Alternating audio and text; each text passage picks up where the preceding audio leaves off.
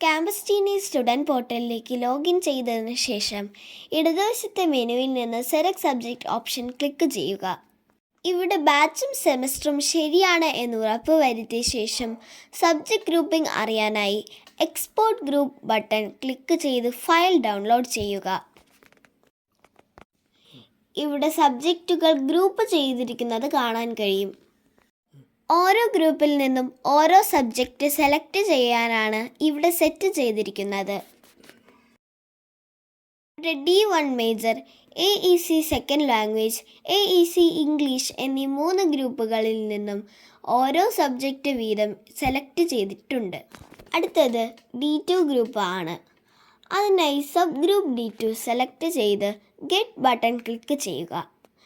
D2 ഗ്രൂപ്പിലുള്ള എല്ലാ സബ്ജക്റ്റും ഇവിടെ കാണാൻ കഴിയും. ഇതിൽ നിന്നും ആവശ്യമുള്ള സബ്ജക്റ്റ് സെലക്ട് ചെയ്യുക. ഇതുപോലെ തന്നെ D3 ഗ്രൂപ്പിൽ നിന്നും MDC ഗ്രൂപ്പിൽ നിന്നും സബ്ജക്റ്റ് സെലക്ട് ചെയ്യുക.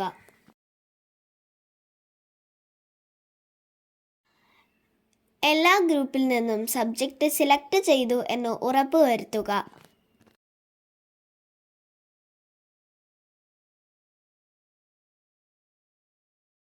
ടോട്ടൽ ക്രെഡിറ്റ് കാണിക്കുന്നത് ശരിയാണെന്ന് ഉറപ്പുവരുത്തിയ ശേഷം സബ്മിറ്റ് ബട്ടൺ ക്ലിക്ക് ചെയ്യുക. Thank you for listening.